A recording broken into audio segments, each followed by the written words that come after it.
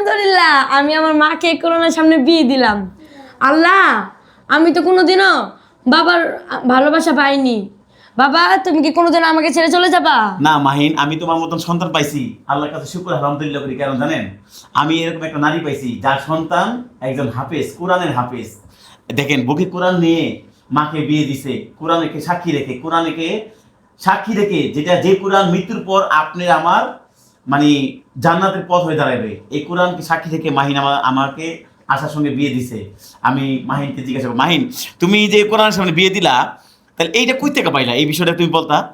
আমি হলাম এই যে মসজিদ থেকে শুনছি।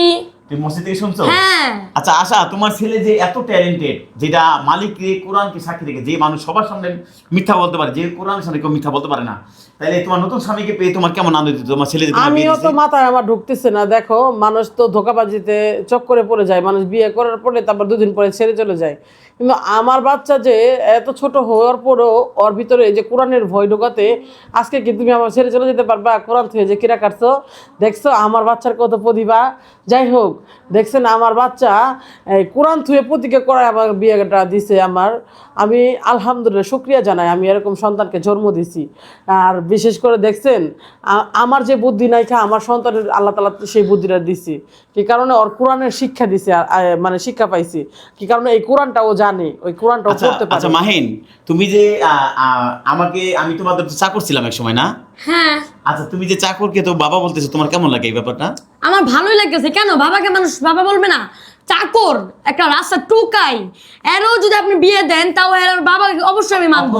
এখন তো এক সময় আমি তোমার মা চাকর ছিলাম। হ্যাঁ। তোমাদের জুতা পরিষ্কার করতাম, কাপড় চোপড় দিতাম, খাবার দাবার এনে দিতাম, তোমার মা তোমাদের ক্যামেরাম্যান ছিলাম। এখন আমি যে তোমার বাবা হইলাম, তাইলে মানুষ যদি তোমাকে খারাপ কথা বলবে, মানুষ যখন তুমি বেরোবা চাকরের সঙ্গে তোমার মাকে বিয়ে দিছো কেন?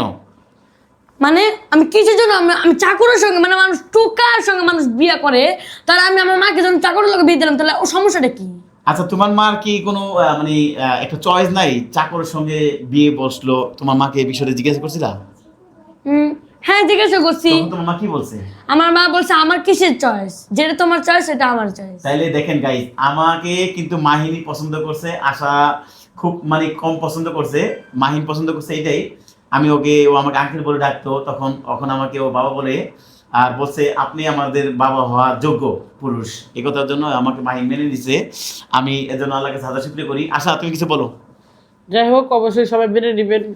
আর হলো আল্লাহ তাআলা জানি ওকে ভালো রাখে, আর আমাদেরকে জানি ভালোভাবে গার্ডেন করতে পারে। কি কারণে দুইটা বাচ্চা নিয়ে আমি বিয়ে বসছি।